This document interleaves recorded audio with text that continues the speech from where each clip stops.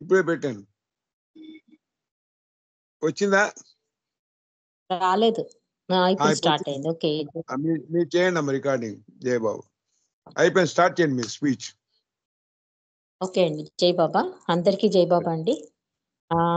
స్నేహ ప్రభు ఇచ్చిన ఈ అద్భుత అవకాశంలో మనం గత శుక్రవారం హృదయంలో ఉన్న భగవంతుని కనుక్కోండి అన్న విషయాన్ని తెలుసుకున్నాం. దాన్నే మనం ఇంకా కొనసాగించుకుందాం. అంటే ఈ హృదయం, మనసు, దీని గురించి బాబా ఏం చెప్పారో తరచుగా మనం తలుచుకుంటూనే ఉన్నాం, తెలుసుకుంటూనే ఉన్నాం. కానీ మరొక్కసారి ఈ సందర్భంగా మనం ఒక్కసారి ఈ బాబా చెప్పిన ఈ హృదయంలో ఉన్న భగవంతుడి గురించి, హృదయ పరిశుద్ధత గురించి బాబా ఏం చెప్పారో మనం ఏం చేయాలో తెలుసుకుందాం. మనం శుక్రవారం నాడు ఏం తెలుసుకున్నామంటే హృదయంలో ఉన్న భగవంతుని కనుక్కోండి అన్నారు అనే విషయం గురించి తెలుసుకున్నాం. దాన్ని కొంచెం క్లుప్తంగా ఏం తెలుసుకున్నాం శుక్రవారం అన్నది కొంచెం తెలుసుకుని ఆ తర్వాత ఈ రోజు విషయంలోకి వద్దాం. బాబా ఏమంటారంటే, బాబాని ఒక ప్రేమికుడు అడుగుతాడు, మానవులు భగవంతుని కనుక్కోవడం ఎందుకు అంత కష్టమైపోతుంది అంటే, పెద్ద పెద్ద యజ్ఞాలు, యాగాలు ఎన్నో చేస్తూ ఉంటాడు కదా, ఎందుకు ఈ అన్వేషణ అంతలా చేస్తున్నా కూడా ఎందుకు భగవంతుని కనుక్కోవడం అంత కష్టమైపోతుంది అంటే, బాబా అంటారు, మీరు ఎప్పుడూ పోగొట్టుకోని వస్తువుని గురించి మీరు బయట వెతుకుతారు అంటున్నారు. అసలు పోగొట్టుకోలేదు. పోగొట్టుకోని వస్తువు గురించి మనం బయట వెతికితే ఏం దొరుకుతుంది? బాబా అదే చెప్తున్నారు. అంటే మానవుడు తాను పోగొట్టుకోని వస్తువు కోసం మానవుడు వెతుకుతూ ఉన్నాడు కాబట్టి, అంటే మనలోనే, మన హృదయంలోనే భగవంతుడు ఉన్నాడు అని చెప్తున్నారు. బాబా కూడా అదే చెప్తారు, ప్రతి ప్రేమికుని హృదయం నా దేవాలయం, నేను సనాతనుడిని అని బాబా చెప్తారు. ఇక్కడ కూడా బాబా ఏం చెప్తున్నారంటే, ప్రతి మానవుడు కూడా ఆ పోగొట్టుకొని వస్తువు కోసం వెతుకుతాడు, కానీ మానవుడు వెతకవలసింది అతని హృదయమే అంటున్నారు. భగవంతుని హృదయం నివాసం మీ హృదయమే అంటూ మన హృదయంలో కూడా ఆ భగవంతుని మనం ఏం చేస్తున్నామంటే, మన హృదయంలో ఉండే భగవంతుని వదిలి మనం బయట భగవంతుని అన్వేషిస్తున్నాం. అంటే బయట అంటే ఒక కర్మకాండాలు అనుకోండి, పూజా విధానాలు, ఏదైనా సరే మనం ఏం చేస్తున్నామంటే భగవంతుని అన్వేషణలో ఈ ఒక భాగాలు అయిపోయాయి మనకి.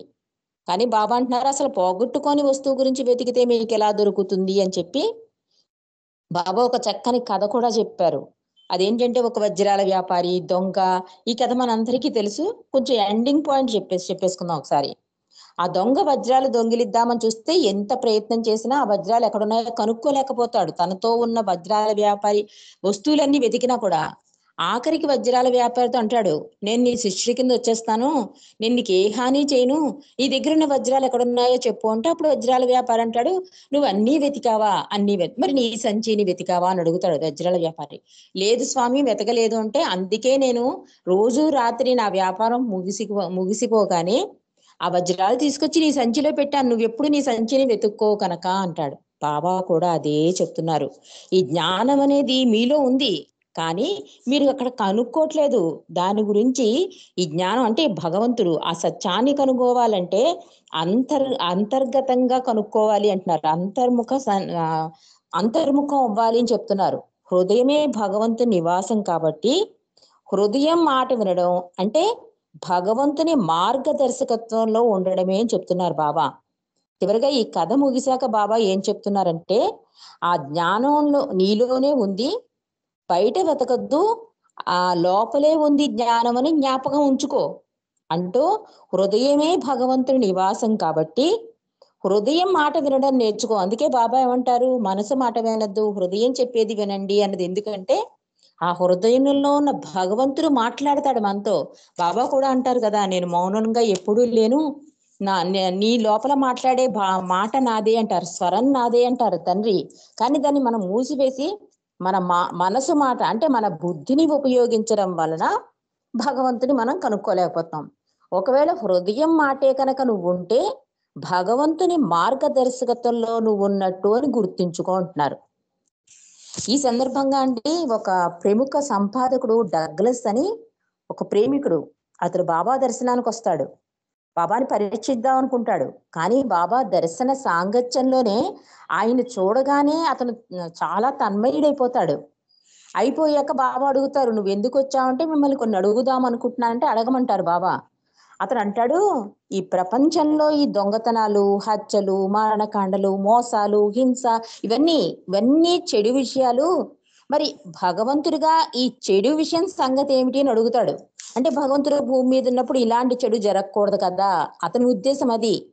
బాబా అంటారు, అవన్నీ చెడు కానక్కర్లేదు అన్నారు. అతను ఆశ్చర్యపోయాడు. అంటే మనం సాధారణంగా బ్యాడ్ అంటే చెడుగా అంటే హింసన ఏదైనా చెడు అంటాం కదా, మంచి అంటే గుడ్ అంటే మంచి లక్షణాలు. ఇప్పుడు చెడు అంటే దొంగతనం చేసిన ఇవన్నీ చెడ్డ లక్షణాలు కదా. కానీ బాబా ఇచ్చిన సమాధానానికి డగ్లస్ ఆశ్చర్యపోతాడు. బాబా ఏమంటున్నారు, అవన్నీ చెడు కానక్కర్లేదు అంటున్నారు. అంటూ బాబా అంటారు, అవి మంచి యొక్క హెచ్చు తగ్గు స్థాయిలు మాత్రమే, అంతటా ఉన్నది ఆనందమే, అంతటా ఉన్నది మంచే అని చెప్తున్నారు. అందుకే బాబా ఇందాక ఫస్ట్ లో ఏం చెప్పారు, పోగొట్టుకోని వస్తువు గురించి నువ్వు బయట వెతుకుతున్నావు అన్నట్లుగానే ప్రపంచంలో ఉన్నదంతా మంచే, చెడన్న మాటే లేదు. మంచి స్థాయి ఒక 100% మంచి ఉందనుకోండి, అందులో 20% తగ్గుతోంది. ఆ 20% చూసి నువ్వు 100% అనేసుకుంటున్నావు కాదు అంటున్నారు బాబా. 100% మంచిలో 20% చెడు వలన 100% మంచి స్థాయి తగ్గింది తప్ప మంచి ఎప్పుడు అలాగే ఉంది అని చెప్తున్నారు బాబా. కాబట్టి ఉన్నది అంతా ఆనందం, మంచే నిండి ఉంది అన్నారు బాబా. మరి బాబా మరి నువ్వు ఇలా అంటున్నావు కదా, ప్రపంచం అల్లకల్లోలానికి అంతం ఎప్పుడు? మరి అంతా మంచి ఉంది, ఏదో కొంతే చెడ్డ ఉంది అంటున్నావు. అయినా ఈ అల్లకల్లోల పరిస్థితులు ఇవన్నీ ఎప్పుడు మెరుగుపడతాయి? అసలు అది జరుగుతుందా అంటే బాబా తిరిగి ఎంత అద్భుతంగా సమాధానం ఇచ్చారంటే, సామాన్య మానవుడు, సైంటిస్టులు కూడా కనిపెట్టలేని అద్భుత విషయాన్ని బాబా బహిర్గతం చేశారు అంటాడు డగ్లస్. అది ఒక్క దైవీ మానవుడికే సాధ్యం అలా మాట్లాడడం అంటాడు డగ్లస్. ఏమంటారంటే బాబా, ఈ అల్లకల్లోలాలు ఈ పరిస్థితులు మారాలి అంటే హృదయ పరివర్తన జరిగే వరకు, అనగా మానవాళి హృదయంలో మార్పు వచ్చే వరకు సాధ్యపడదు అన్నారు.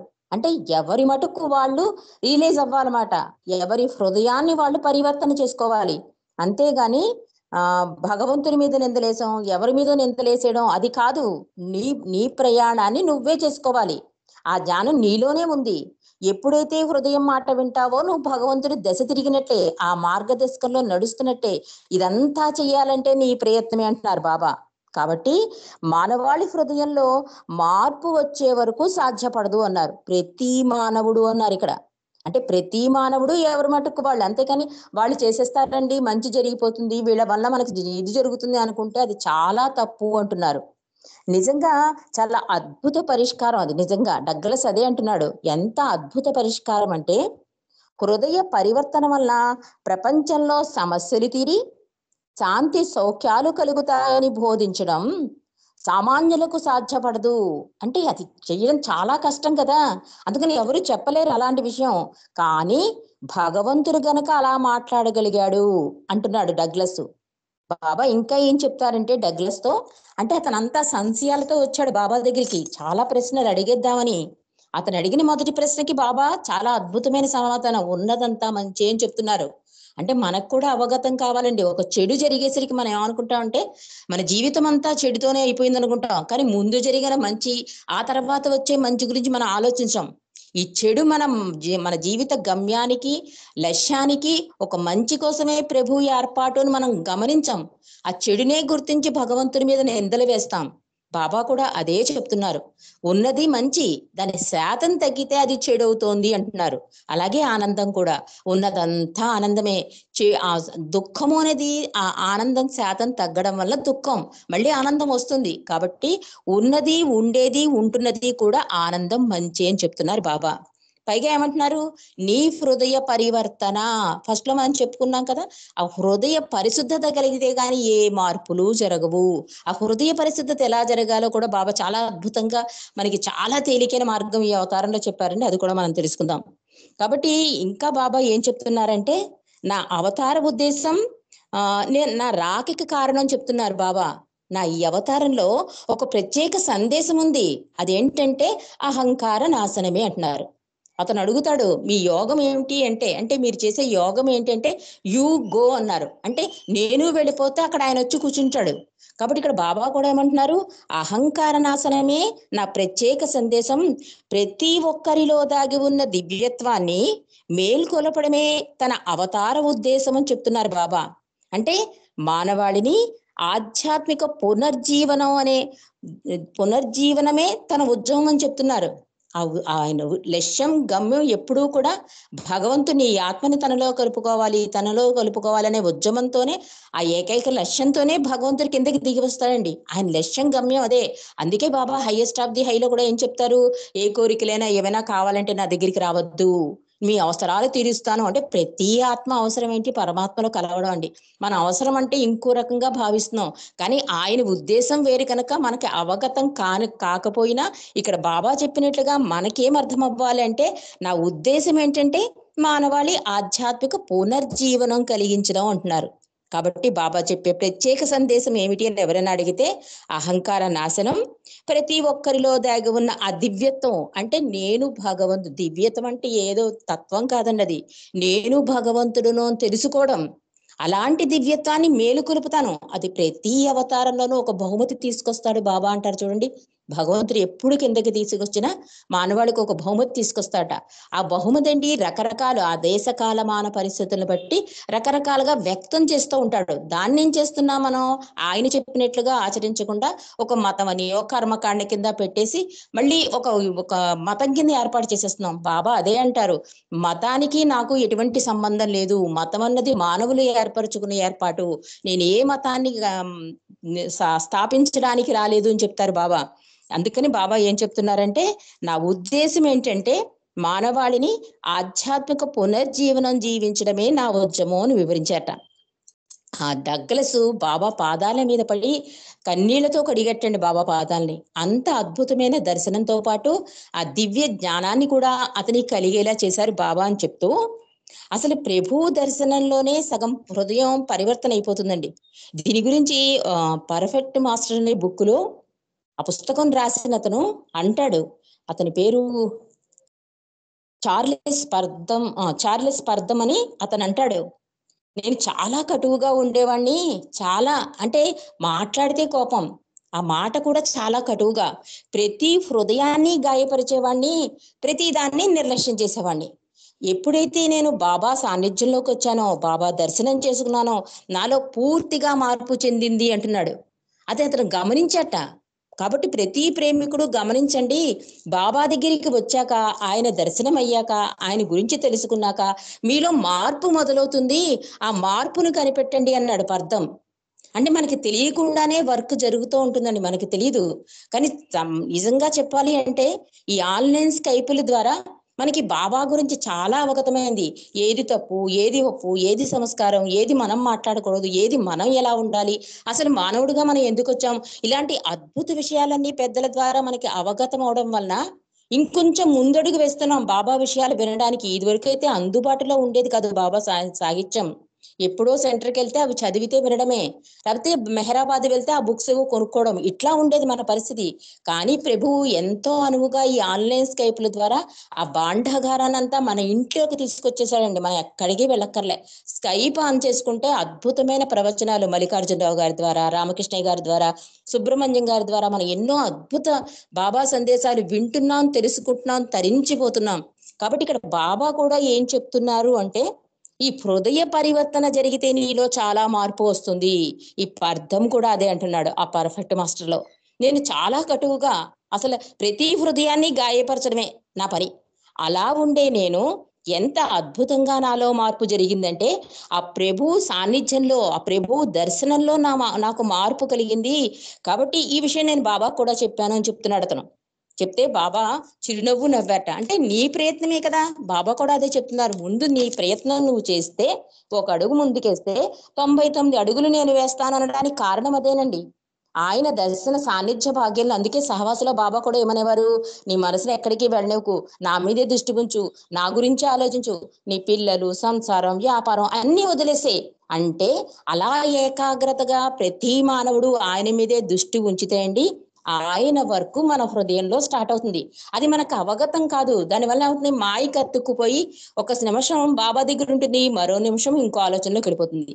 అందుకని బాబా మనసుని కంట్రోల్ చేసుకోండి, ఆ మనసుని అదుపు చేసుకోండి, హృదయ ద్వారాలు తెరవండి అనేది అందుకు ఆ హృదయ ద్వారాలు తెరిస్తే అందులో భగవంతుడు ఉంటాడండి. ఆయన స్వరం అప్పుడు మనం వినగలుగుతాం.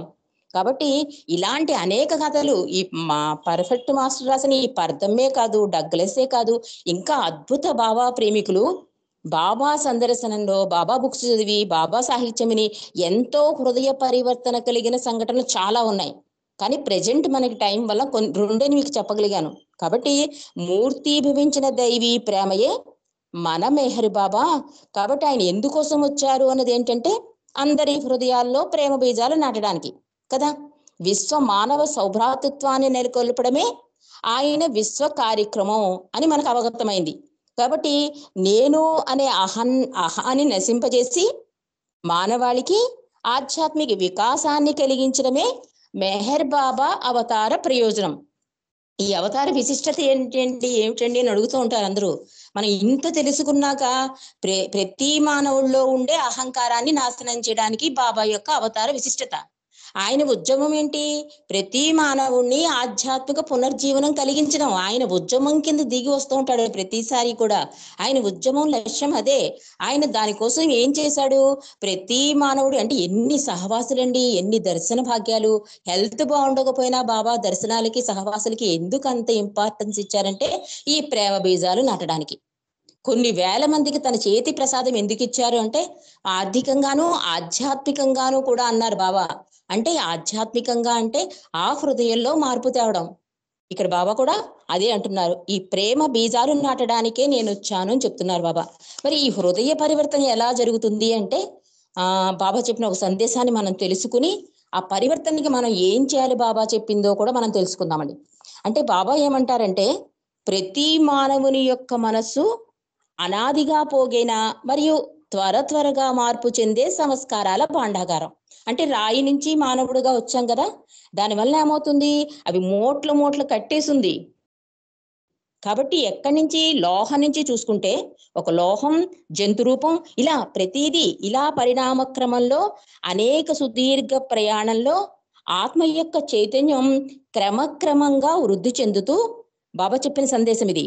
అనేక సంస్కారాలను పోగు చేసుకుంటుంది ఒక ఆత్మ. ఈ ప్రయాణంలోని అసంఖ్యాకమైన క్రియల ద్వారా, అంటే అసంఖ్యాకమైన క్రియలు అంటే ఒక జంతు ద్వారా, ఒక పక్షి ద్వారా ఇలా రకరకాల చైతన్యం వృద్ధి చెందుతూ ఉంటుంది కదా. దానివల్ల వచ్చే సంస్కారాలు అండి అవి ఎలాంటివంటే ముఖ్యంగా కామం, తర్వాత క్రోధం, తర్వాత దురాశ. వీటి వల్ల ఈ క్రియలు, ఈ చర్యల ద్వారా వచ్చిపడే సంస్కారాల గురించి సరైన అంచనా మీరు వెయ్యలేరు అంటున్నారు. అవి నేను అసలు కోపడటం లేదండి, అసలు నాకు కోపం రాదండి అంటూ ఉంటాం. కానీ మనకి తెలియకుండానే ఆ ప్రక్రియ జరిగిపోతూ ఉంటుంది, సంస్కారం మూట పడిపోతూ ఉంటుంది మన మీద. అంటే మనకి తెలుసున్నది ఏంటంటే ఇక్కడ బాబా ఎగ్జాంపుల్ కూడా చాలా చక్కగా చెప్తారండి. ఒక గ్లాసు మంచినీళ్ళు ఇస్తున్నప్పుడు మన ఇంటికి ఎవరైనా అతిథి వస్తే ఆ గ్లాసు కొంచెం నీట్గా లేదనుకోండి, వెంటనే కడిగేసి శుభ్రం చేసి ఆ గ్లాసులో మంచినీళ్ళు పోసి ఇస్తాం. అంటే పైనున్న దుమ్ము ధూళి మలినం మనకు కనబడుతోంది కనుక మనం శుభ్రం చేసాం. కానీ ఈ లోపలున్న మలినాన్ని ఎవరు శుభ్రం చేస్తారు? ఈ లోపలున్న మలినాన్ని ఎలా శుభ్రం చేసుకోవాలి అంటే మనకేంటంటే అప్పుడు జ్ఞానం లేక ఆ లోపలున్న మలినం కాశీలో వెళ్ళి గంగలో మునగడమో, లేకపోతే యజ్ఞాలు చేయడమో, తపస్సులు చేయడమో ఇది అనుకుంటాం మనం. దానివల్ల సంస్కారాలు పోయాయి, మన పాపాలు అరించేసుకున్నానండి, కాశీ వెళ్ళి మా పాపం అంతా కడిగేసుకున్నామండి అంటారు. కానీ అది తప్పు అంటున్నారు బాబా. ఇదంతా కర్మకాండ. నిజాయితీ లేని హృదయం పెట్టలేని ఏ కార్యమైనా కర్మకాండే అంటున్నారు. అంటే కోపం పోవడానికి ఎన్నిసార్లు ప్రార్థన చేశానండి అన్నాం అనుకోండి, అది కూడా కర్మకాండే అంటున్నారు బాబా. హృదయం లేకుండా స్వార్థంతో చేసే ఏదైనా కూడా కర్మకాండే అవుతుంది. కాబట్టి నీ హృదయం అందులో లేనప్పుడు ఏ పూజ ఆరాధన చెయ్యకపోవడమే ఉత్తమం అన్నారు బాబా. ఎప్పుడైతే నీ హృదయం అక్కడ లేదో అదంతా కూడా అనవసరపు చర్య, వ్యర్థమని చెప్తున్నారు. అది భగవంతుడికి చేరదు, భగవంతుడు విన్నడు అని కూడా బాబా చెప్తున్నారు. కాబట్టి మనం ఏం చెయ్యాలి అంటే మనం చేసిన ప్రతిదీ సంస్కారం అంటున్నారు బాబా. తిన్నా, తాగినా, కూర్చున్నా, మాట్లాడినా, చూసినా, ఏం చేసినా సంస్కారం అయిపోతుంది. మరి ఎలాగా మానవుడు ఇందులోంచి ఎలా బయటపడాలి అంటే బాబా చాలా అద్భుతమైన పరిష్కారం చెప్పారండి. దానికి ముందుగా బాబా ఏమంటున్నారంటే ఈ చెడు సంస్కారాలు, ఈ మంచి సంస్కారాలు వీటి గురించి పట్టించుకోకండి. మీ సాధారణ జీవితం ఏదైతే ఉందో, ఈ జీవితంలో నీకేమేమి బాధ్యతలు ఉన్నాయో వాటినన్నిటినీ నిజాయితీగా సాధారణ జీవితాన్ని జీవించండి అంటున్నారు బాబా. ఈ హృదయం పరిశుద్ధపరుచుకునేందుకు ఈ మనసు వేగాన్ని తగ్గించుకోండి. అంటే మనసు వేగం తగ్గించుకోవాలంటే మన జీవితంలో కొన్ని ఉంటాయి, కొన్ని సాధించాలని, కొన్ని చేసేయాలని, ఏదేదో చేసేయాలని అనిపిస్తూ ఉంటుంది కదా. ఆ మనసు వేగాన్ని తగ్గించుకోండి. అది తగ్గించుకొని సాధారణ ప్రాపంచిక జీవనాన్ని సాగించడమే హృదయ పరిశుద్ధతకు ఏర్పాటు చేసినట్టు అవుతుంది. హృదయ పరిశుద్ధ అవుతుంది అంటున్నారు బాబా.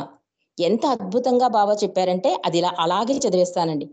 హృదయం పరిశుద్ధపరిచేందుకు మరియు మనసు వేగాన్ని తగ్గించి నిశ్చలపరచుటకు సులభమైన మార్గం సాధారణ ప్రాపంచిక జీవనం సాగించడం. అంటే రోజువారీ దినచర్యలతో, బాధ్యతలతో, ఇష్టాలతో కూడిన జీవితమే. అది ఎక్కువ దోహదపడుతుంది. అంటే ప్రతిదాన్ని యాక్సెప్ట్ చేయడం చెప్తున్నారండి బాబా. అంటే ప్రేమించడం. అందుకే బాబా ప్రేమ ఏదైనా చేయగలదు అన్నారు. అంటే ప్రేమ వలన సాధించలేనిదేదీ లేదు. ప్రేమించడం వలన నువ్వు భగవంతుడివని తెలుసుకోగలుగుతావు. నీవే భగవంతుడివని కనుగొంటావు. ప్రేమ ఎంత అద్భుతంగా మానవుల జీవితంలో మార్పు తెస్తుందో బాబా ఇండైరెక్ట్ గా చెప్తున్నారు. అంటే నీ సాధారణ జీవితం, ప్రాపంచిక జీవితం ఉంది కదా, దాన్ని సాధారణంగా జీవించు. ఎక్కువ ఊహలకు వెళ్ళిపోకు, ఎక్కువ కోరికలు పెంచుకోకు, బాధ్యతలు పెంచుకోకు. ఏది నీకు ఇచ్చాడో దాన్ని అనుభవించు అంటున్నారు. దానివల్ల ఏమవుతుందండి, భగవంతుడి జీవితంలో ఇలాగే ఇచ్చాడు, దీన్ని అనుభవించేస్తే ఏమవుతుంది, మళ్ళీ జన్మకి పునాది అవ్వదు.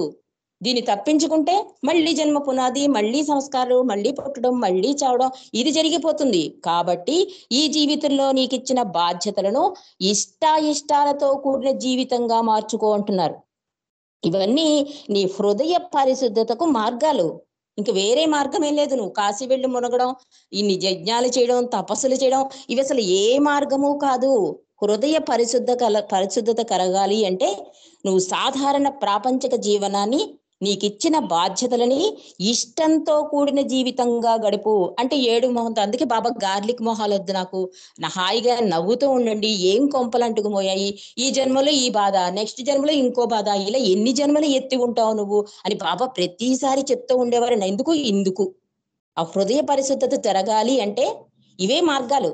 నీకు ఇచ్చిన బాధ్యతల్ని ఇష్టంగా, ఆనందంగా జీవించడం, ఇవన్నీ కూడా నీ హృదయ పరిశుద్ధతకు మార్గాలు. ఈ సహజ సిద్ధమైన సాధారణ జీవితంలో నీవు సాధించవలసిన విజయం నీ ఆలోచనల వెనక ఉన్న శక్తిని మరియు నీ చేతలకు కారణభూతమైన నిజాలను నువ్వు స్పష్టంగా అర్థం చేసుకోవడం మీద ఆధారపడి ఉంటుంది అంటున్నారు. అవి మార్గాలు. సాధారణ జీవితం గడపమంటున్నారు బాబా, ఇష్టంగా నడపమంటున్నారు. మరి ఇవి మార్గాలు అంటున్నారు. కానీ నువ్వు దీని మీద ఆలోచన చెయ్యాలి కదా, శక్తి తట్టుకోవాలి. అంటే కష్టం వచ్చినా కూడా నువ్వు ఆనందంగా ఉండు అంటే ఎలా ఆనందంగా ఉంటాం కష్టం వచ్చినప్పుడు? అలా ఉండాలి అంటే ఆ శక్తిని కూడగొట్టుకోవాలి. ఆ శక్తి ఎవడిస్తాడండి? భగవంతుడే ఇస్తాడు. అందుకని బాబా ఏమన్నారు, కష్టాన్ని తీసేయద్దు, ఆ కష్టాన్ని ఎదుర్కొనే శక్తిని ఈ తండ్రి అని ప్రార్థించండి అన్నారు బాబా. అది కూడా బాబా చెప్పేశారు హైయెస్ట్ ఆఫ్ ది హైలో. ఇక్కడ కూడా బాబా ఏమంటున్నారు, నీ ఆలోచనల వెనక ఉన్న శక్తిని గణించు. దాని మీద అది ఎందుకు ఇలా జరిగింది, ఇది ఎందుకు ఇలా జరిగింది, ఇలా జరగకపోతే బాగుండు, అలా ఈ ఆలోచనలు వద్దు. ఈ ఆలోచనల వెనక ఒక శక్తి ఉంటుంది, అంటే తట్టుకునే శక్తి. ఆ శక్తిని గమనించు అంటున్నారు బాబా. దానివల్ల ఏమవుతుంది, నీ చేతనలకు కారణభూతమైన నిజాలను, అంటే అది ఎందుకు చేశామన్న నిజాన్ని చెప్తుంటండి. ఒక మాటైనా, ఒక పనైనా ఒక తప్పుగా జరిగితే మన ఆలోచన శక్తిని ఏం చేస్తామంటే, అలా ఉండకుండా ఉంటే బాగుండు, అలా చేయకుండా ఉంటే బాగుండు అంటాం. కానీ బాబా అందుకే రిపెంటెన్స్ ప్రేయర్, పశ్చాత్తాప ప్రార్థన ఇచ్చారండి. ఎందుకంటే తప్పుని తప్పుగా గుర్తించి మళ్ళీ ఆ తప్పు చెయ్యకపోవడమే పశ్చాత్తాప ప్రార్థన యొక్క విశిష్టత అన్నారు. ఎంత ప్రతిదీ ఈ దైవీ మానవుడుగా మెహరు ప్రభు అందుకే పరిపూర్ణ అవతారం అన్నారు. ప్రతి దాన్ని విప్పి చెప్పారంటారు చూడండి. అలాగా ప్రతిదీ కూడా బాబా ఎంత అద్భుతంగానో ప్రతిదీ లింకప్ అయింది చూడండి. ప్రేమతోనే లింకప్ అయి ఉంటుంది. ఒక హృదయ పరిశుద్ధతైన, ఒక కోపమైన, ఒక విధేయతైన ఏదైనా సరే ప్రేమతో లింకప్ అయి ఉంటుంది. ఇప్పుడు నువ్వు హృదయ పరిశుద్ధత కావాలంటే నేను ఇచ్చిన జీవితాన్ని ఆనందంగా జీవించు. ఆ హృదయ పరిశుద్ధతకి అవే మార్గాలు. ఈ మార్గాల్లో నీకు కష్టం గాని దుఃఖం గాని వచ్చిందంటే ఆ శక్తిని మేలుకొల్పు. ఆ శక్తి అంటే భగవంతుడి మీద ఆధారపడ్డాం. అందుకే బాబా నా మీద పూర్తిగా ఆధారపడి జీవించండి అని కూడా బాబా చెప్తారు. కాబట్టి ఇవన్నీ చెయ్యాలి అంటే నీకు హృదయ పరిశుద్ధత కలగాలంటే ఇలా జీవించు. నీ ఆలోచనల వెనక ఉన్నది నీ మనసులో ఉన్న సంస్కారాలే. ఆ సంస్కారాలు నీవు గతంలో చేసిన కర్మల నుండి నీకు లభించినవి. నీవు చేసే పనులు సంస్కారాలకు కారణం. మరియు సంస్కారముల వ్యక్తీకరణే ఆలోచనలు అంటున్నారు. మన సంస్కారాలు ఎక్కడి నుంచో వచ్చాయంటాం కదా, అవేం కాదు, నువ్వు చేసిన ఆలోచనలు అంటున్నారు. ఈ ఆలోచనలు ఎక్కడి నుంచి వస్తాయి? మనసు నుంచి వస్తాయండి. ఈ మనసే ఆలోచన రూపంలో సంస్కారాలు అవుతాయి. ఈ సంస్కారాల వ్యక్తీకరణ అంటే సంస్కారాలు అంటే ఎక్కడి నుంచో కాదు, నీ ఆలోచనలు అంటే మళ్ళీ నీలోంచే వస్తుంది. ఇదంతా కూడా నీలోంచే వస్తుంది. కాబట్టి నువ్వు సాధారణ జీవితాన్ని, బాబా ఇచ్చిన జీవితాన్ని యాక్సెప్ట్ చేస్తూ హ్యాపీగా సంతోషంగా, ఇది శాశ్వతం కాదు, ఈ జన్మ బాబా కోసమే, బాబా ఏం చెప్తే అది చేస్తే నేను అనుకున్న లక్ష్యాన్ని గమ్యాన్ని చేరతాను అనే ఒక లక్ష్యంతో తపనతో జీవితాన్ని ముందుకు తీసుకెళ్ళని చెప్తున్నారు. కానీ ఇదంతా సాధించాలంటే ఒక్క దివ్య ప్రేమ ఒక్కటే అంటున్నారు బాబా. ఈ సంస్కారాల గాని, ఆలోచనలు గాని, కోరికలు గాని, హృదయ పరివర్తన గాని ఏదైనా జరగాలి అంటే ఈ సంస్కారాల మూలంగా నాశనం చేయాలన్నా, శాశ్వతంగా పరిష్కరించాలన్నా అంటే ఎలా పరిష్కరిస్తామండి బాబు? ఎలాగా అంటే ఇప్పుడు ఒక కలుషిత నీళ్లే ఉంటాయి. దాంట్లో ఏం చేస్తామండి? పటిక వేస్తాం. ఆ పటిక వేయగానే అవుతుంది, పైకి నీళ్లు తేలిపోతాయి తెల్లగా ఫ్రెష్ గా. అబ్బా ఎంత ఫ్రెష్ గా పైకి వచ్చాయని నీళ్లు అంటాం. అలా బాబా ఏం చెప్తున్నారంటే నా నామం అంటున్నారు బాబా. నా నామస్మరణ ద్వారా నువ్వు హృదయ పరివర్తన జరగడానికి అవకాశం ఉంటుంది అంటున్నారు బాబా. బాబా ఏం చెప్తున్నారంటే మనసులోని మాలిన్యాన్ని అడుగంటేలా నా నామస్మరణ చేస్తుంది అంటున్నారు.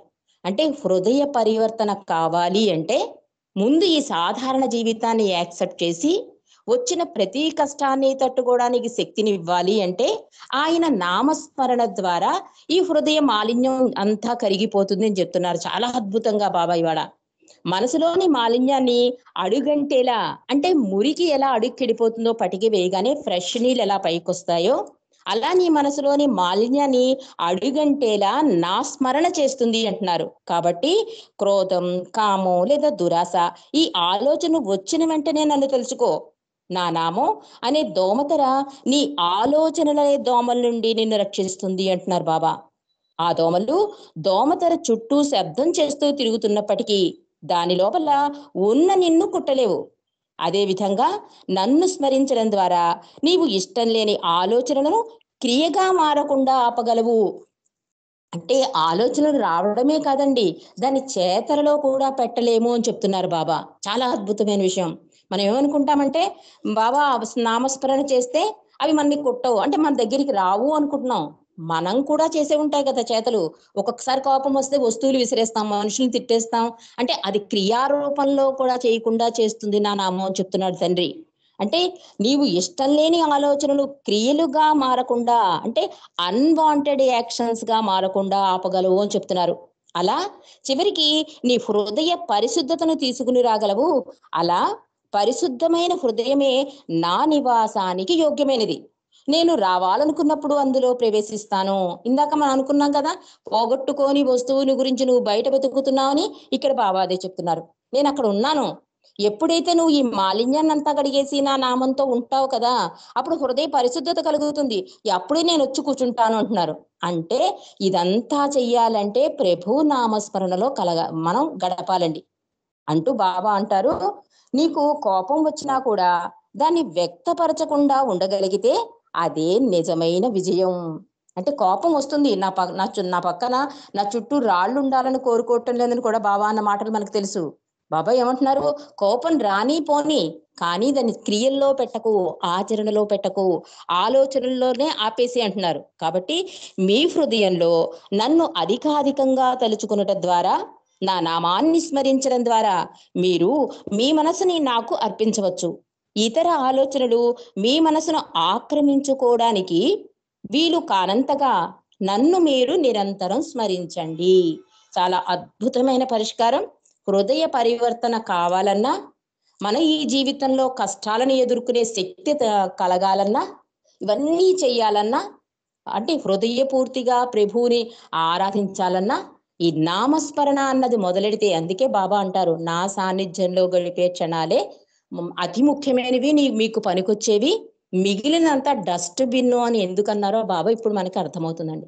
అంటే అవన్నీ సంస్కారాల మూటలు. మనం ఏం చేసినా పొద్దున్న లేచిన దగ్గర నుంచి రాత్రి పడుకునే వరకు మనం చేసే ప్రతి పని డస్ట్ బిన్.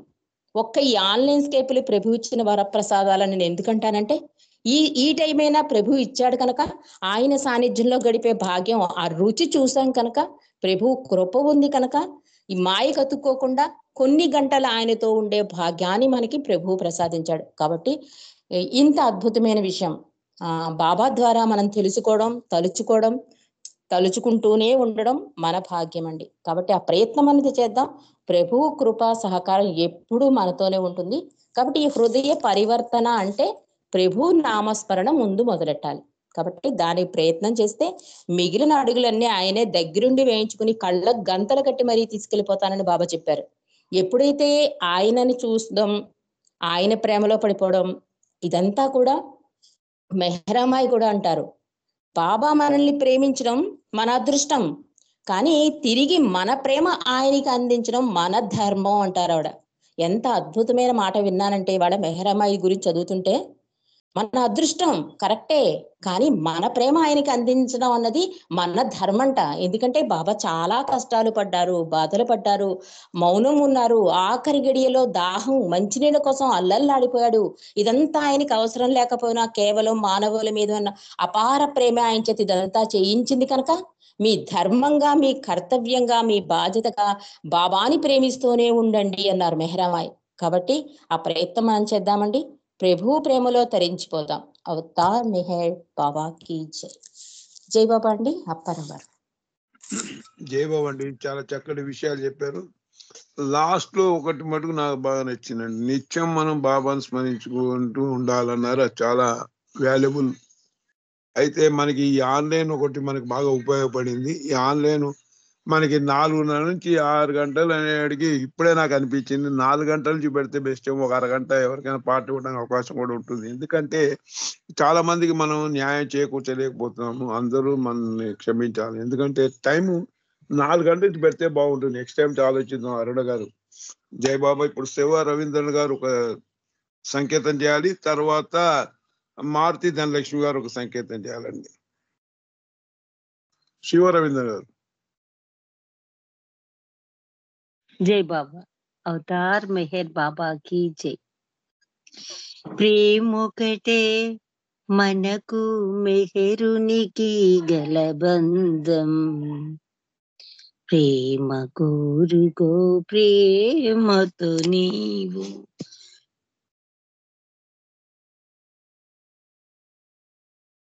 ప్రేమొకటే మనకు మెహరునికి గల బంధం, ప్రేమ కోరుకో ప్రేమతో నీవు. ప్రేమంటే ప్రేమే, వేరొకటి కాబోదు, తెలుసుకో మరి ప్రేమతో నీవు. ప్రేమొకటే మనకు మెహరునికి గల బంధం, ప్రేమ కోరుకో ప్రేమతో నీవు. ప్రేమావతారము ఈ అవతారము, ప్రేమావతారము ఈ అవతారము, ప్రేమించే సర్వులను ఈనాడు ప్రేమను కోరింది, ప్రేమను పంచింది. ప్రేమించే ఎదలందు నిలిచింది. ప్రేమొకటే మనకు మెహరునికి గలబంధం. ప్రేమ కోరుకో ప్రేమతో నీవు. తీర్థాలు తిరిగిన, పూజలు చేసిన, యజ్ఞాలు యాగాలు చేయించిన, తీర్థాలు తిరిగిన, పూజలు చేసిన, యజ్ఞాలు యాగాలు చేయించిన, ప్రేమ గుణం రాదు, నైజ గుణం పోదు. దేవుడసగు కానుకయే ప్రేమంటే. దేవుడసగు కానుకయే ప్రేమంటే. ప్రేమొకటే మనకు మెహరునికి గలబంధం. ప్రేమ కోరుకో ప్రేమతో నీవు. దేవుడే వచ్చాడు నరునిగా మసలాడు. దేవుడే వచ్చాడు నరునిగా మసలాడు. మెహరుడై నిలిచాడు సోదరా. దేవుడే వచ్చాడు నరునిగా నిలిచాడు. మెహరుడై నిలిచాడు సోదరా. మెహర్ మెహరంటూ, మెహర్ మెహరంటూ స్మరణలో నుంటే, మెహర్ మెహరంటూ స్మరణలో నుంటే, మెహరశ్రీ మెహరశ్రీ అవుతావు చిటికెలో. ప్రేమొకటే మనకు మెహరునికి గలబంధం. ప్రేమ కోరుకో ప్రేమతో నీవు. ప్రేమంటే ప్రేమే, వేరొకటి కాబోదు. తెలుసుకో మరి ప్రేమతో నీవు. ప్రేమతో నీవు. ప్రేమొకటే మనకు మెహరునికి గలబంధం. ప్రేమ కోరుకో ప్రేమతో నీవు. ప్రేమ కోరుకో ప్రేమతో నీవు. ధన్యవాదాలు మెహర్ ప్రీతమ్మ. అందరికి జై బాబా. అప్పారావు గారు మీకు జై బాబా. జై బాబా అమ్మ, జై బాబా. ఇప్పుడు నాగమణి గారు ఒక సంకీర్తన, తర్వాత మాలతి గారు ఒక సంకీర్తన రెడీగా ఉండాలండి. మాలతి గారు, నాగమణి గారు తర్వాత. జై బాబా అండి. నాగమణి గారు, కదిరి గారు.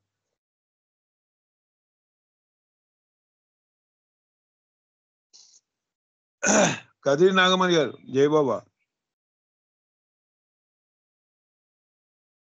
సరే మాలతి గారు, మీరు సంకీర్తన చేయండి ఈ లోపల. వినిపిస్తుందా అప్పారావు గారు? వినబడుతుంది. జై బాబా. అవతార్ మెహర్ బాబా కి జై. కన్నులలోన హృదయములోన, కన్నులలోన హృదయములోన నీ రూపమే నిలిచే ఓ బాబా. నీ రూపమే వెలిసే ఓ బాబా. కన్నులలోన హృదయములోన నీ రూపమే నిలిచే ఓ బాబా. నీ రూపమే వెలిసే ఓ బాబా. వికసించు విరజల్లు నీ మోమున ఎన్నెన్నో కాంతులు వెలిగేనులే. వికసించు విరజల్లు నీ మోమున ఎన్నెన్నో కాంతులు వెలిగినులే ఎన్నెన్ని జన్మల పుణ్యముగా ఎన్నెన్ని జన్మల పుణ్యముగా ఈ జన్మలో నిన్ను కాంచితిని కన్నులలోన హృదయములోన నీ రూపమే నిలిచేవో బాబా నీ రూపమే వెలిసేవో బాబా మృదు మధుర నీ నామ స్మరణమునే నిలిపేము మా హృదయ పలకమున మృదు మధుర నీ నామ స్మరణమునే నిలిపేము మా హృదయ పలకమున అవతారమూర్తివి ఓ బాబా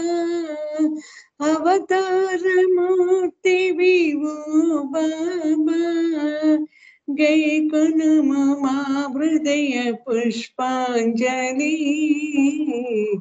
కన్నులలోన హృదయములోన నీ రూపమే నిలచే ఓ బాబా నీ రూపమే వెలిసే ఓ బాబా నీ పాద సన్నిధిలో మేమున్నచో మా బాధలన్నీయు మరిచేములే నీ పాద సన్నిధిలో మేమున్నచో మా బాధలన్నీయు మరిచేములే ఓ బాబా నిన్ను కొలుచు కోరికతో ఓ బాబా నిన్ను కొలుచు కోరికతో పాడాను ఈ గీత రూపమునా కన్నులలోన హృదయములోన కన్నులలోన హృదయములోన నీ రూపమే నిలిచేవో బాబా నీ రూపమే వెలిసేవో బాబా థ్యాంక్ యూ అప్పారావు గారు జై బాబా అందరికీ జై బాబా అండి జై బాబా అండి జై బాబా ఇప్పుడు అచ్చా అప్పారావు గారు హరిబాబు గారు మా ఇంటికి వచ్చారు ఇక్కడ ఎవరింటికో వచ్చారు ఎవరు వాళ్ళ మన హరిబాబా చుట్టాల ఇంటికి వచ్చి మా ఇంటికి వచ్చారు హరిబాబు గారు సరే చూస్తారండి ఇప్పుడు సరే హరిబాబుని పాడమనండి హరిబాబు తర్వాత మారుతి ధనలక్ష్మి గారు పాడతారు జై బాబా జై బాబా అవతార మేర బాబా జై అన్యములేవి కోరనులే ప్రభు అన్యములేవి కోరనులే కోరికలూరే బాటలో కోరికలూరే బాటలో మళ్ళీ మళ్ళీ నడవనులే ఇక మళ్ళీ మళ్ళీ నడవనులే అన్యములేవి కోరనులే ప్రభు అన్యములేవి కోరనులే కోరినవన్నీ లభించిన ప్రభు నీకు దూరమే అవుతాను కోరినవన్నీ లభించిన ప్రభు నీకు దూరమే అవుతాను మేహరు బాబా అంతర్యామి మేహరు బాబా అంతర్యామి నీ చరణములే కోరితిని ఇక నీ చరణములే కోరితిని అన్యములేవి కోరనులే ప్రభు అన్యములేవి కోరనులే ఎప్పుడైనా నే కోరిన భవబంధములందు మునిగేను. ఎప్పుడైనా నే కోరిన భవబంధములందు మునిగేను. మేహరు బాబా అంతర్యామి, మేహరు బాబా అంతర్యామి, నీ పదములనే చేరేను, ఇక నీ పదములనే చేరేను. అన్యములేవి కోరనులే ప్రభు, అన్యములేవి కోరనులే. కోరికలూరే బాటలో, కోరికలూరే బాటలో, మళ్ళీ మళ్ళీ నడవనులే, ఇక మళ్ళీ మళ్ళీ నడవనులే. అన్యములేవి కోరనులే ప్రభు, అన్యములేవి కోరనులే ప్రభు, అన్యములేవి కోరనులే. అవతార్ మెహర్ బాబా की जय. జై బాబా. జై బాబా అండి. మార్తి ధనలక్ష్మి గారు ఉన్నారా? ఒక సంకేతం చేయండి. అవతార్ మెహర్ బాబాకి జై. అందరికీ జై బాబా అండి. జై బాబా. సర్వాంతర్యామివి బాబా, సర్వేశ్వరుడవు నీవేగా, మా జన్మ తరించెరా, నీ నామము స్మరించగా. సర్వాంతర్యామివి బాబా, సర్వేశ్వరుడవు నీవేగా, మా జన్మ తరించెరా, నీ నామము స్మరించగా. మెహరు బాబా, మెహరు బాబా, మెహరు బాబా, ఓ మెహరు బాబా, మెహరు బాబా, మెహరు బాబా, మెహరు బాబా, ఓ మెహరు బాబా. ప్రతి నిమిషము మా హృదయాలలో మెహరు నామము పలికెనురా, ప్రభు నీ రూపము ఎద ఎదలో ప్రేమానందము పంచెనురా. సాగిపోని సాగిపోని నీతో జీవితము, శాశ్వతముగా పాడుకుంటూ బాబా నీ నామం, నీ దరి చేర్చుమురా. సర్వాంతర్యామివి బాబా, సర్వేశ్వరుడవు నీవేగా, మా జన్మ తరించెరా, నీ నామము స్మరించగా. మెహరు బాబా, మెహరు బాబా, మెహరు బాబా, ఓ మెహరు బాబా, మెహరు బాబా, మెహరు బాబా, మెహరు బాబా, ఓ మెహరు బాబా. నీ సహవాసం సాంగత్యం మాలో ప్రేమను పెంచెనురా, తరతమ భేదము లేకుండా అహమును మాలో త్రుంచెనురా. అందరూ కలిసి ఆలింగనతో అందరూ కలిసి జై బాబా అంటూ, అందరి హృదయం నీ ప్రేమతో పొంగి పొరలుతుంటే, ఆహా ఆశ్చర్యం. సర్వాంతర్యామివి బాబా, సర్వేశ్వరుడవు నీవేగా, మా జన్మ తరించెరా, నీ నామము స్మరించగా. మెహరు బాబా, మెహరు బాబా, మెహరు బాబా, ఓ మెహరు బాబా, మెహరు బాబా, मेहर बाबा मेहर बाबा वो मेहर बाबा అవతార్ మెహర్ బాబాకి జై. అందరికీ జై బాబా. అంకుల్ మీకు జై మెహర్ బాబా. జై బాబు అండి. శ్రీకుమార్ గారు ఒక సంకేతం చేయండి. శ్రీకుమార్ గారు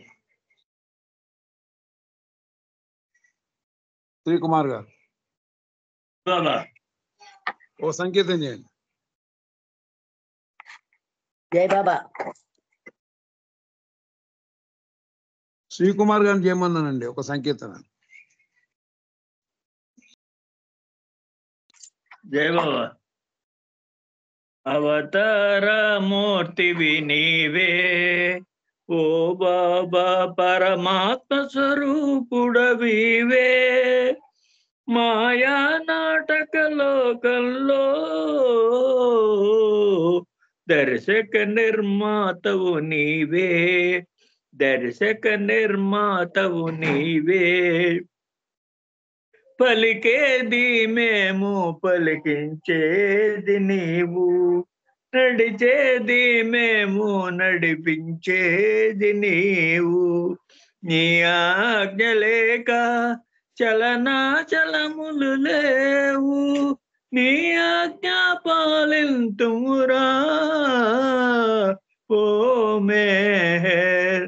అవతార మూర్తివి నీవే ఓ బాబా, పరమాత్మ స్వరూపుడవివే. మాయా నాటక లోకంలో దర్శక నిర్మాతవు నీవే. పాత్రాభినయము ప్రతి కర్మల కనుగుణ్యం, జనన మరణములు ఈ ప్రకృతి సహజము. సంస్కార రహితం పరమానంద భరితం, నీలో నామము చేర్చవా ఓ మేహర్. అవతార మూర్తివి నీవే ఓ బాబా, పరమాత్మ స్వరూపుడవివే. మాయా నాటక లోకంలో దర్శక నిర్మాతవు నీవే, దర్శక నిర్మాతవు నీవే. జై బాబా. అప్పారావు గారు అందరికీ జై బాబా. జై బాబు అండి. చాలా చాలా చక్కటి సంకేతం చేశారు. ఇప్పుడు ప్రేయర్స్ వచ్చి శారదా ప్రసాద్ గారు ప్రేయర్ చేస్తారు. నామ్దునేమో విజయలక్ష్మి గారు, ఆర్తి వచ్చి మెహర్ రజని గారు. జై బాబు అండి. శారదా ప్రసాద్ గారు. ప్రసాద్ గారు తెలుసా పాట ఇచ్చారు. శారదా ప్రసాద్ గారు ప్రేయర్ చేయండి.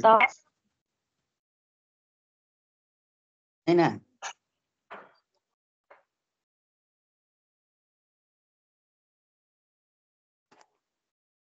తమును లేనివాడవు, అద్వైడవు, నిరుపమానుడవు. నీ ప్రమాణం ఎవ్వరును ఎరుంగనేరరు. నీవు వర్ణము, నామము, రూపము, గుణములు లేనివాడవు. నీవు అపరిమితుడవు, గంభీరుడవు, ఊహాతీతుడవు, భావనాతీతుడవు, శాశ్వతుడవు, నాశం లేనివాడవు. నీవు అవిభాజ్యుడవు. దివ్య చక్షులతో గాని నిన్నెవ్వరును చూడజాలరు. నువ్వు ఎల్లప్పుడూ ఉంటివి, నీవు ఎల్లప్పుడూ ఉన్నావు, నీవు ఎల్లప్పుడూ ఉందువు. నీవు అంతటను గలవు, నీవు అన్నింటనున్నావు, మరి నీవు అంతటికి అన్నింటికి ఆవలనుందువు. నీవు ఆకాశమున గలవు, పాతాళమున గలవు. నీవు వ్యక్తుడవు, అవ్యక్తుడవు, అన్ని భూమికలందున్నావు, అన్ని భూమికలకు అతీతుడవు. నీవు 3 లోకములలో ఉన్నావు, ముల్లోకములకు ఆవల కూడా ఉన్నావు. నీవు అగోచరుడవు, స్వతంత్రుడవు. నీవు సృష్టికర్తవు, ప్రభులకు ప్రభుడవు, అందరి మనస్సులను హృదయములను ఎరిగిన వాడవు. నీవు సర్వశక్తిమంతుడవు, సర్వవ్యాపివి. నీవే అనంత జ్ఞానము, అనంత శక్తియు, అనంత ఆనందమును. నీవు జ్ఞాన సాగరుడవు, సర్వజ్ఞుడవు, అనంత జ్ఞానివి, త్రికాల వేదివి. జ్ఞానమే నీవు. నీవు సర్వదయాళుడవు, నిత్య శుభంకరుడవు. నీవు ఆత్మలకెల్ల ఆత్మవు, అనంత గుణ విశిష్టుడవు. నీవు సత్య జ్ఞాన ఆనందముల త్రిమూర్తివి. నీవే సత్యమునకు మూలము, ప్రేమ మహాసాగరుడవు. నీవు పురాణ పురుషుడవు, సర్వోన్నతుడవు. నీవు ప్రభుడవు, పరమేశ్వరుడవు. నీవు పరుడవు, పరాత్పరుడవు.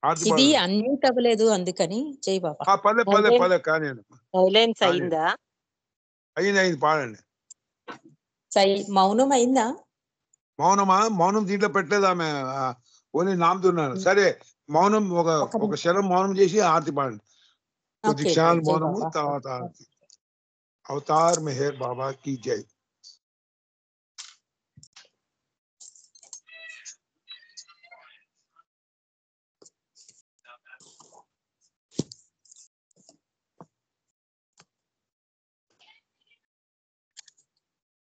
अवतार मेहर बाबा की जय. पारणम्मा. अवतार मेहर बाबा की जय. O glorious eternal ancient one, your face is a bright and transcendental sun. Light in this dark world and the trees I weave. My heart may I give to you to keep. Creator yet creationless you are. Truth and truth's body divine avatar. Who through compassion the three words maintain. Destroy this ignorance that life sustains. These five lights of the whirling spokes of breath of the world's wheel that bears me unto death. Unless you who are infinitely kind break the wills of which is conditioned mind. This incense is my love, this fruits my heart. Wish to please you, I have shared from my heart. Accept them as you would a simple flower that has no use beyond this shining hour. You are myself, I sing to you in praise and beg your love to bear me through the days till you, the ever-living perfect one, illumine my darkness with your shining sun. Avatar Meher Baba की జై. జై బాబా అండి. చాలా చక్కటి ఆర్తి పాడారండి. నాకు చాలా ఇష్టమైన ఆర్తి ఇది. ఓ గ్లోరీస్ అంత చక్కగా పాడారు మీరు, మేరాబాద్ లాగా. జై బాబా అండి. అందరికీ ధన్యవాదాలు. చక్కగా పాటలు పాడారు. రజనీ గారు మంచి స్పీచ్ ఇచ్చారు. జై బాబా, అందరికీ జై బాబా. జై బాబా అండి. జై బాబా టు ఆల్.